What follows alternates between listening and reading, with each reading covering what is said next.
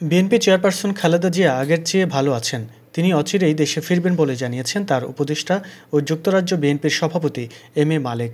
স্থানীয় সময় সোমবার এশার নামাজের পর বাংলাদেশি অধ্যুষিত পূর্ব লন্ডনের ব্রিকলেন মসজিদে আরাফাত রহমান কোকোর মৃত্যুবার্ষিকী উপলক্ষে এক দোয়া মাহফিল শেষে তিনি এ কথা বলেন। এম এ মালেক বলেন, খালেদা জিয়া অনেক ভালো আছেন। তিনি বাসায় ফিরে খুব হাসি খুশি আছেন।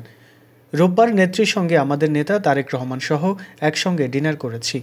আমার মনে হয় তিনি 60% সুস্থ হয়ে গেছেন। তিনি বলেন, ব্রিটিশ বাংলাদেশি দুটি টিম মিলে খালেদা জিয়ার চিকিৎসা দিচ্ছেন। হাসপাতালে চেয়ে বাসায় বেটার ট্রিটমেন্ট হচ্ছে। রোববারও দেখলাম ডাক্তার জোবাইদা রহমান বসে খাওয়াচ্ছেন, পাশে তারেক রহমান বসা।